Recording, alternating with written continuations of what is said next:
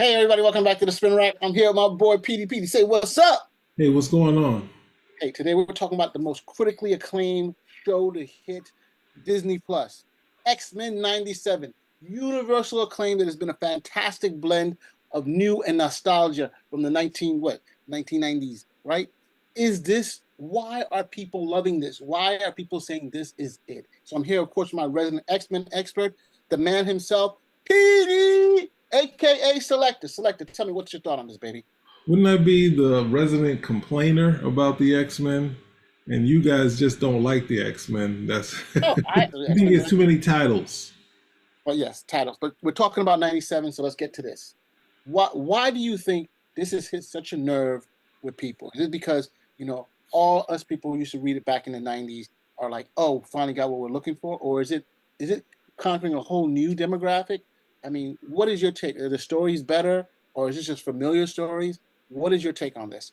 I Because would I have my say take the on it. second thing you said, the latter, the familiar stories. I think ultimately the question that people had going into the first series was, why is Cyclops the leader? Like he follows Xavier, but at the same time, people started factoring Wolverine having all these years on Earth. So maybe Wolverine would be a better because they liked him. So this series kind of they didn't make him into the character that he is from, I guess you could say, from issue 1 to 150, where he was kind of the guy in there. Wolverine was just more popular. They Right. kind of just found ways to make it to highlight Cyclops. So people are enjoying that. They're enjoying that it connects to the old series. And they also had some storylines they hadn't touched on in the old series. So it's almost a continuation. It has some of the stuff that Xavier and because Xavier doesn't appear much in this series, but they get to some of that stuff. Wolverine and Jean stuff is in there, and of course Rogue and Gambit, and now adding in Wolverine as no Magneto as a possible suitor for Rogue. So I'm saying what you're saying is because of the stories that people are interested in. That's why, or is it the nostalgia factor? 'Cause, I mean, a lot of people talking about the nostalgia factor that they like that this is the way the X-Men should go, as opposed to the what is it the powers of X, the death of X, all that kind of stuff that's been happening in the recent X series. What's your take on it, sir? Well, quickly looking at this, in my mind, yes, it has the things that you said, but it's just been what it was. I'm not saying it's necessarily a little bit better, but it's more packed stuff into this series. Sort of like Ragnarok. Like, say, the original series would take a story like the Dark Phoenix story and they would play it out over 5 shows. So this would kind of say, we're taking Inferno, the Zero Tolerance, all these storylines, the fall of the mutants, the massacre, or no, E for Extinction is a better way to describe it. Even Astonishing X-Men, just packing it all into this series. So Right. you get the Ragnarok took a lot of Simonson stories and packed it all in there. So the thing that what people call screwing the pooch, trying to do so much at once, trying to get if someone you have like Jack Reacher, trying to do all the Reacher novel, all the cool points in one thing, that's what they're doing here. I don't think that's the best way to go, but that's if you're doing something that you need to hit and get people to excited about it, this is what they're doing. Yeah, I mean, I know some episodes I've had it been a little bit like cringy from different from the way the comics were, but the very fact, though, I mean, overall, it's been a tremendous ride, and it's to me also compared to the newer stuff, it's less confusing. I guess Yeah. if you have been reading X-Men, the way things have been done, there've been a lot of changes, and in essence, X-Men like Spider-Man, like Batman, they're is it I can't is it a franchise is the right word, or is it His own corner of Marvel Universe. corner of Marvel Universe? And man, there is so much X-Men, New Mutants, Excalibur. Well, they don't always have that now. Now they have less, but the problem is that you had like Brian Michael Bendis, and this is no, he was the hot guy. He added the original X-Men from the early timeline. They come from the past to help the future, but they didn't actually fix the future. They just dealt with their neurosis in this present day. Then Hickman added, no, there was Jason Aaron already added in Krakoa. So Jason Aaron did his arc, I think, before Bendis, but he did his arc where he established like Wolverine School, the Jean Grey School, gifted students and whatnot. Krakoa, some stuff from the Shi'ar. He was kind of one of the first to kind of just keep all these things in play. And then you have what is it? Then you have Hickman, who kind of said the mutants. I mean, and all these guys kind of threw out the personalities except for Wolverine.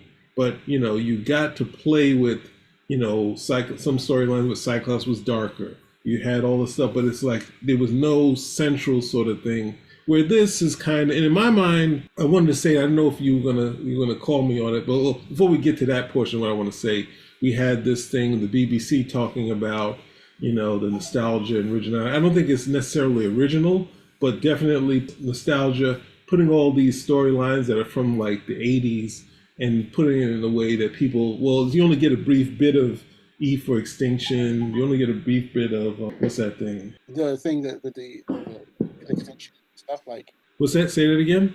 Like you were just saying, E for Extinction? Yeah, which had the massacre of Genosha.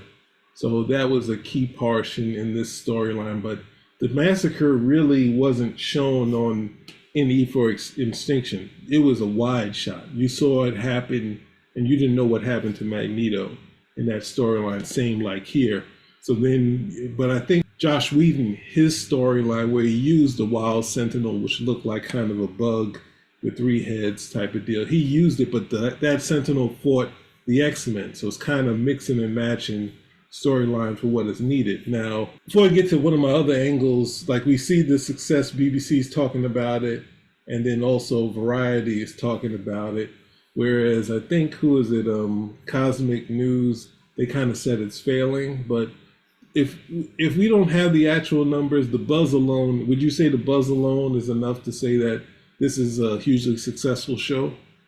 Yeah, I mean, I think I don't get what Cosmic News is saying, right? And they're claiming that using Variety's own this tracker, because the trending alone, if you look on trending, whenever the show comes out, it is trending on that day. Echo trended shortly for a little bit and then dropped out. And I think, and I'm going to jump into this, and people are going to disagree, and some people are going to like it, but I think one of the things that why I thought and some people agree that it's basically saying here are the stories from '97. You need to know what the stories are already, and we're going on from there. We're not like rehashing this whole thing and going back to the beginning. It's assuming the readers have taken the time to try and figure out what already happened. And then on top of that, it's saying this is the type of X-Men that we are talking about. We're not adding a million, there's a million different characters, but this is the X-Men that we're talking about, and we're moving forward. And I got to say, the writer, what's his name, Beau? The head writer. Beau DeMayo. I mean, did a great job in crafting. He was a head writer, helping to set up a whole way the show has shown. I mean, he's no longer associated with the project with X-Men '97, but I got it. They're saying he plotted out some of season 2. So yeah. So I mean, I'm not sure what happened, but he's done an excellent job of conveying. I mean, we gotta say, it's just so much tremendous amount of material. And I find where I may disagree with him in certain aspects of his representation of some of the material, I do have to agree that he's respecting the material. This is somebody who's clearly watched the material, who watched these things in the 90s. But he's also read some of the more, I wouldn't say recent, but he's read many of the stories. And you can say, well, look, this is somebody you can look to. And I think that is something that misses in many of Marvel's other shows. They're like we got to get everybody under the Big Ten. And you don't have to know the materials, and we can go totally different, but when you find out the end of the show, you have to be, if you want people to watch something, you have to care about it, and you want to have a good product, right? And that's my thought. And I think that Beau DeMayo done a good job, in leading this ship, did a good job of steering it the way it should be. Okay. Well, I disagree with doing so much at once.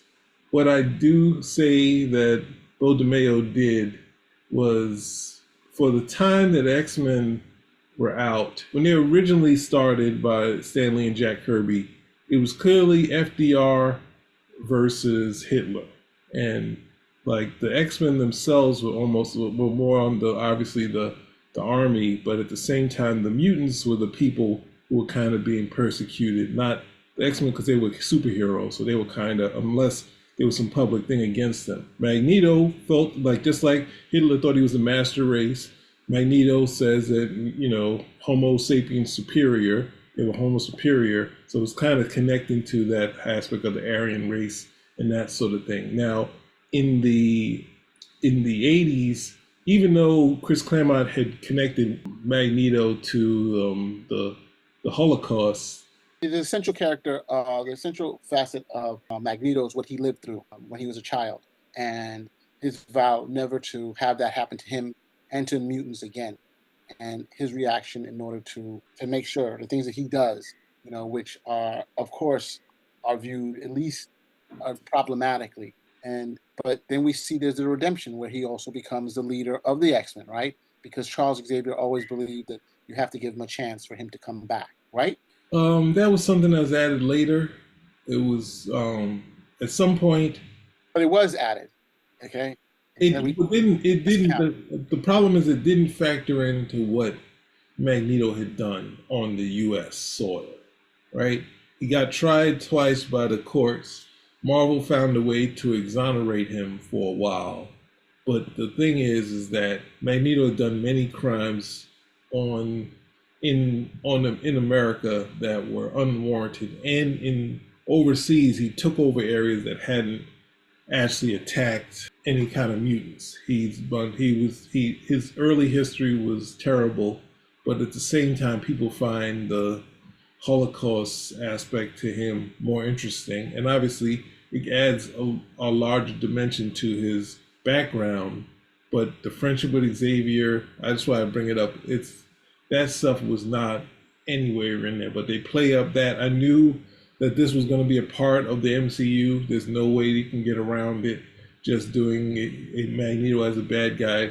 Like I think post X-Men #1, the hook to Magneto is somebody does something terrible to Magneto or the mutants, he drop kicks the world. Like that's basically the dynamic that they say. Well, we have to wait for him. Goes overboard basically. He's like, Every time that but happens. his argument is that they know what they're doing is wrong and they still do it, right? And he constantly points out examples of where mutants are treated differently in battle. But the But point is it's stilted in a way that doesn't work with his history. That his history is actually that he just feels that mutants are the next stage, and he not only wants, he doesn't want a utopia. He wants to control the world. And so if you have a character like that, and you turned him into a character that you're stilting the storylines to make it so this happens every time. So you're staying within Magneto's character, but not in the fact that the X-Men are always wrong when they fight against them. That's the problem lies when you always have someone who points to Xavier and saying, "Look what they did," and you're going to try to stop me. Like it's stilted in a way because because they kind of also pushed back the X-Men to the point where they were feared and hunted by the world they're sworn to protect, which is the basic dynamic of the book. But at the same time, you can't always have Magneto being right, so he can point to say that, and whereas it doesn't, it just stilts the storyline, which you can do that, but then Magneto's the hero. Magneto's the hero. The X-Men are the liberals or whatever it might. I think there's nuance there, and I think that you can definitely say, Magneto has a point, but he goes overboard. And and Charles Xavier has a point, and that these are the things he's doing. What he thinks is necessary to bring people in. Like, What's look, Xavier doing? hold on. What I'm saying, bro.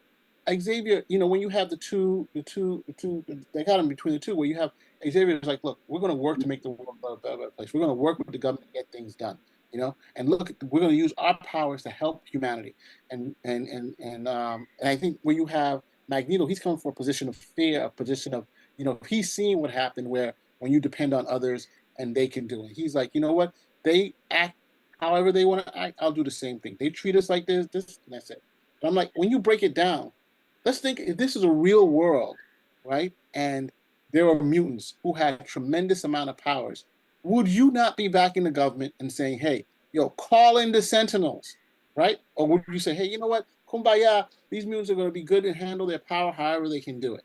You know, they have so much powers, and we're talking about just even the small level mutants. If you have omega level mutants uh, like like like our friend Magneto or Charles Xavier, you know, humans will be afraid considerably. And so he's saying, like, you know what, you're beneath. You know, you guys are going to be afraid of me no matter what. So you know what? I'm not even going to just even pander to this. I got to protect mine and my own. I'm just saying the character itself. They've made him into a character that you can that is a stilted character that he constantly they find ways to justify what he's doing, but it makes the X-Men look wrong when they're fighting against them. That's the point. It's titled the X-Men, not Magneto. That's why Feige keeps saying the mutants, because he understands that the people are coming to see multiple mutants, some mutants that aren't in the X-Men. Magneto, yes, has been in the X-Men, but the idea is that every time you point out how right or justify what Magneto's doing, then you look at the X-Men, what are the X-Men doing? Xavier doesn't have a high understanding. His thing is just to train mutants so they can go about their day without exciting this insane thing that happens with humans when they see mutants within their midst. And if a mutant goes wrong, he sends the X-Men out to stop them. That's all he wants to do. He's not trying to go out there and when he goes out and talks as a human, as Charles Xavier, the renowned physicist or whatever his Nobel Prize is, whatever he got. No, I think what's the name? Mora has a Nobel Prize, but he's renowned geneticist and all this other stuff. He goes out and he says, "Hey, the mutants aren't bad." Like he does the talk. He doesn't as a human. Like everyone thinks he's a human. He goes out there and talks to them, saying mutants are okay, right? Trying to calm them down. And in the X-Men history, only when there's a negative thing, Bola Trask or Larry Trask or Senator Kelly, that's when the anti-mutant sentiment rises up. But at the same time, they don't look at the superheroes and be like, the superheroes obviously saving them. So it's like, but that's the thing. If you're going to play, and I think at times they've had it, they only had that, was it that girl, the government official that's there, the female with the blonde? They have only one character who's kind of the human that isn't on the bad side. But if you're going to try to, no, Mora's only been, I think, in there for a hot second. The girl, she was like captured by Bastion or something like that. But these characters, you have to remember that, you just have to. It just gets too stilted, and this is what I was worried about getting to the MCU, where we get the same sort of stuff. So once you start talking about Magneto, you're talking less about the X-Men. So that's what kind of gets me when the X-Men are trying to stop him when Genosha was destroyed. So it's like, hey, and then there was another attack using another person. He's going to have some reason to do what he does. So you don't have the good enough. You have your I must, but I must not. But at the same time, I don't feel you can keep doing that storyline where you find a reason why the evil mutant is not so evil. So to actually can play up Xavier's dream and show the failings of it and why it goes wrong. Where that's the whole point in the idea of feared and hated. If you have a bad guy and X-Men come out and the cops shoot at the X-Men too, then you got your idea. But the X-Men are the center. When you have Magneto doing it, then the X-Men saying, Magnus, don't do it, it just kind of ruins the concept. It adds a lot to Magneto. I see your point, but I mean, I don't think we can take away one without the other. And I think that, again, once again, there's a lot of nuance into how we go. We look at the whole Genosha. I mean, we really have strayed from what we were supposed to be talking about. But the whole Genosha. You don't even talk about my points because you're so scared of getting in trouble. No, I'm not. I'm talking about your point, but I'm just saying I was not prepared to go through the whole look. The whole thing with Genosha. You have that was created after a model after South Africa where the mutants are being oppressed and stuff like that. And Magneto goes and shows that. Look at what happened to what's happening to us. Continually showing them, right? How no one is doing anything while he has to go there and destroy what's happening there. And of course, we have the whole change, right? Magneto represents those type of issues right there. I think that by us just saying that, oh well, Magneto is an evil character, which he is. And we find repeatedly you have the most extreme characters, you know, throughout the world come up and end up become leaders, and people follow them because even though they have done some really horrible things, they've been able to galvanize people or a group of people within a particular point. Like, look, it doesn't matter that we've done bad things, but look at the things that are being done to us, or we're being denied such and such, and that's what's happening there.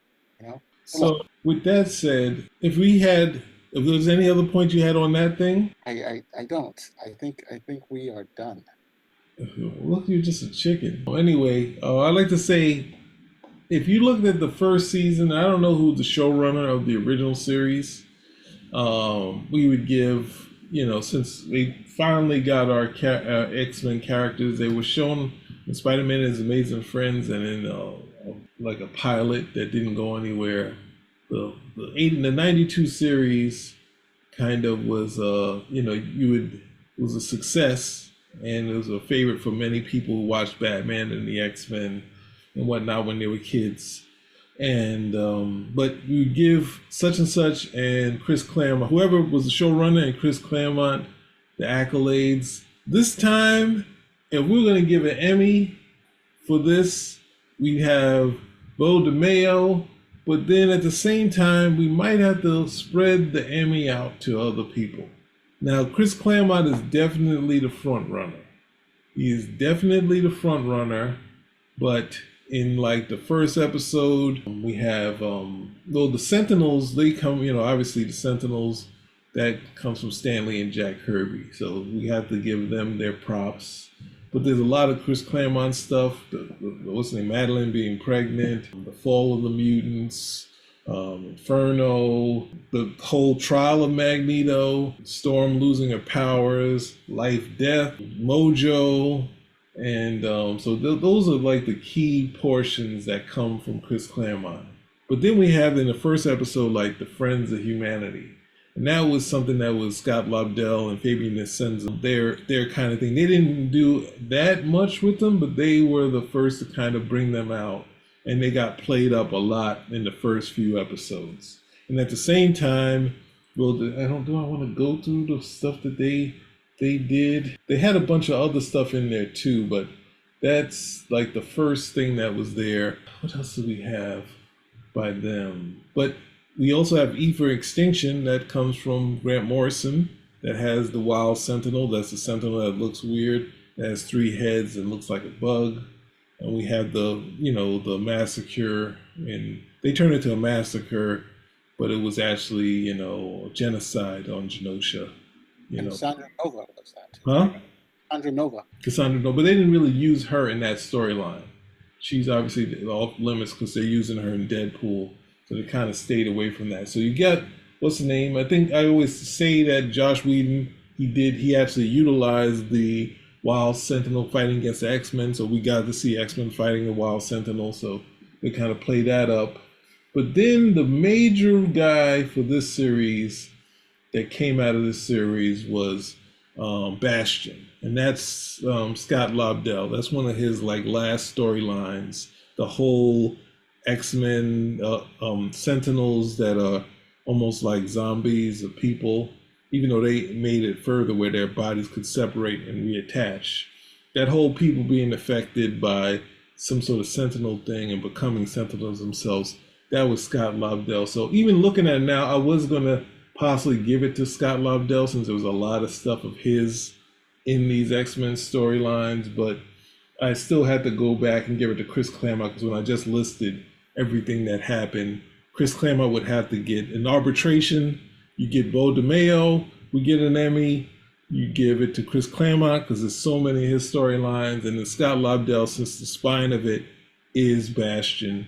So those 3 would kind of get it, in my opinion. But because to show you guys, if you go back into Wiki, you said the guys who produced and wrote the episodes, someone named Mark Edward Edens and Eric Lewald. They divided the writing between themselves, as writer and story editor. Of this one, but it would be the original animated. Okay. So wouldn't have had this without the animated being a hit, right? So yeah, that's what I said. Yeah, the first one you give it to whoever the original ones who you thankfully said, and Chris Claremont. Because I'm not sure there's a pitch um, for it, but they also say that there's this woman named Margaret Loesch who worked at Marvel Productions at one point, and then she became the head of Fox Children. She did the initial 13 episode order of the X Men. that's it. I wouldn't give the they don't in arbitration they don't give the person who kind of approves it the award. They would give it the showrunner and writer. So like Beau DeMayo was exec producer, creator, head writer of the that he would be the first. He would probably have his team up there with him, but it would be him. I just want to give some nods to the actual comic book creators because there's so much stuff from the comic books. Same like the original series, but they just spaced it out a little more. When they did it, the series, like you just said, they spaced it out more. But you have a limited amount of time, and I think they have to convey this story in what 23 minutes or something like that. not about 23 minutes, but packing in all this storyline at once. And they showed way that this ended. That's why I bring up Scott Bob Dell.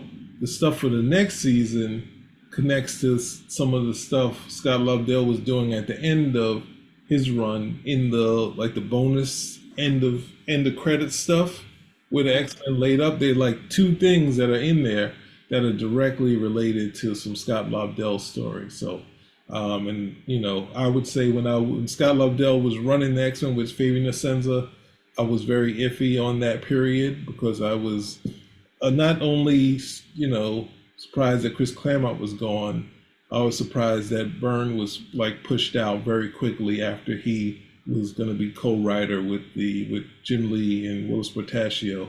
So those guys who had their own flair of writing the X-Men, they took it over and they did a lot of stuff and was very successful with the title. It just wasn't kind of directly my cup of tea, and I had the creators I wanted, but I had to give them the credit that they deserve because a lot of the stuff that they did showed up on the screen. So the Emmy, I definitely for this thing, Beau DeMayo, you gotta give it to Chris Claremont, of course.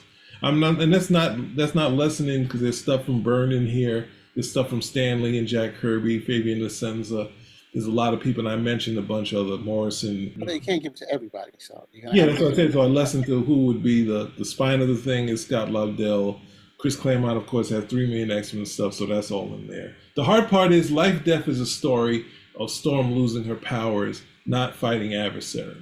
So she's stuck, and then she has to turn to the person who's helping her, and this is the person who created the machine that caused her to lose her power. Life Death 2 is that she's on like a walkabout. She's on a soul searching thing where she goes back to Africa. And when she goes back to Africa, they recognize that she was the one that used to provide them with storms and irrigate the land. So they're like, she's back, but she has no power. So that's the hook of the story, which is a great hook. And it was a powerful story, going back to people who are in famine and she can't help them with her powers, but she does have a way of being there and inspiring them not to change everything. But that's the thing with superheroes. You can't always change the real world stuff, which was turned into a powerful storyline. So, but you can't really do that kind of thing here. This was just about them fighting adversary, and her getting her powers back and her romance with Forge, Okay, so we definitely think that the story is connecting with people on a bunch of different levels. And the very fact that it connects with the stories that previously existed is probably one of the biggest things, right? And the other one, the original one, did the same, but they're giving you your bang for your buck. Throw as many storylines as which worked for Ragnarok. I just think you can. Each of these storylines could be, a season. E for Extinction could be a season. I don't know. The fast pace that you're moving through these stories helps. And it doesn't help, but saying that let's pick out the best bits and put it in a story. Whereas I could, if I think if you just had E for Extinction and some of the stuff that was in Josh Whedon, that's a season, or that's at least 3 or 4 episodes, 5 episodes. Bastion, like the whole Bastion story was actually the X-Men are rare. There's not that many X-Men in it. It goes about there, but the key part of the story is Iceman helping this woman, this doctor who her name is Ray, Dr. Reyes, she gets shouted out by these mutant hunters, these zombie sentinels, and her whole life has been unearthed. She doesn't want the world to know that she's a mutant, and now she's been outed, and that's what the story's about. That is a little more. That's a little more taking a big thing of a Sentinel story, zero tolerance, and turn it into a very small story. It's like a lean wind type of thing. So ultimately, which I don't think, because it was obviously the most popular thing, and the art was kind of high action art, you didn't get to get how poignant that story would be. So it's like you're losing something. That's the same with Ragnarok. You're You losing have so something. much to cover, and I think that they're doing a good job in trying to convey some of these arcs, because they do it in arcs, right? You're right. I mean, more time will be able to be spent, but when you don't know something is going to be a hit or not, you're going to try and throw everything to the wall to see what hits. And let's put it like that. If you're going to say, oh, this is going to be a hit, you don't know. So you're like, hey, you're going to do everything possible to get some of these major storylines out. Okay. Oh boy, that's the thing. I think that you can. I mean, ultimately, but Marvel has done what they've done even before they were with Disney. You have something that works, and then you fire the guy that made it work. Whether it's because he had a No, OnlyFans site, they did it with what's the name? They did it with the guy who does the Mandalorian. don't know what happened. We just don't know. What this is what we don't know what happened was that he had the OnlyFans thing, and someone said there was something else coming out afterwards, and nothing came out This afterwards. is not what we're talking about. Okay? It's X-Men '97. He was the head writer, the Yeah, exec producer, creator, the person who looked at the original series and said, "I can tie this into this thing and give you some more X-Men stuff." And I got plans for next season. oh no, it's just speculation. Okay, speculation. I think it's time for I'm us to saying wrap people this up. speculating the I other way think that I there think was other I think people coming out. There was gonna be more information later that never came out. we can talk about that when that comes out. But let's wrap it up. It's Hey, not coming out anymore. He's already gone. They moved on. it will come out later. All this stuff comes out. So listen. How much later? So hey, you liked it? Yes or no? Speedy? I didn't like No specifics. Overall, we're just talking overall. We're the going to ending when they put them into their original costumes, like you can see in. talk about that later. I'm talking about that, and I'm talking about my end. Let me finish how I want to say it. All right. Good lord. Just gonna be like, no, I'm leading up to what I'm gonna say. Good lord. Just trying to. Don't use the Lord's name in vain, bro. I am, yes. So here you can see up top in his thing, I think somehow he got the X-Men back into their classic costumes. Wolverine's obviously in his yellow and black costume, his classic costume, but I like the brown and kind of tan outfit. That's my favorite.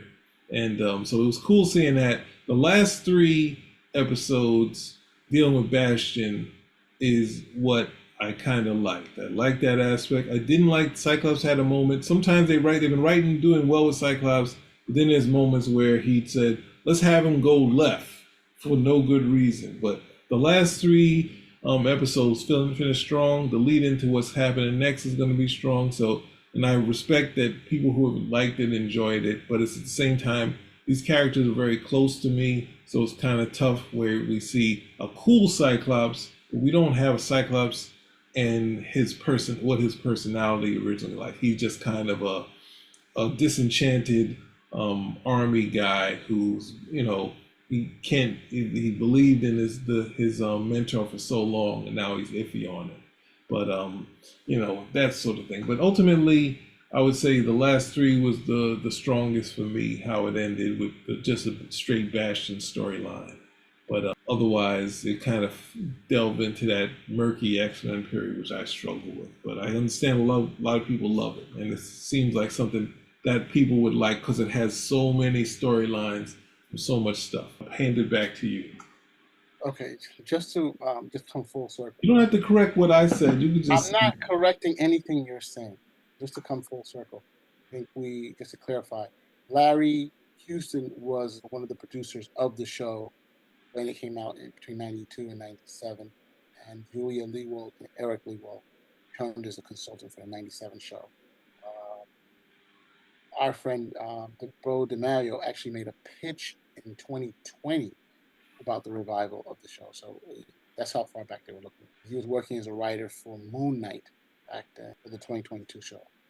So it was pretty interesting that, I'm just saying in terms of. Are you trying to highlight him, or are you trying to take away from what he did? I'm just saying everything else. Look, I say if you like it, if you like what you see, give us a thumbs up, like, comment, spin a rack. Out.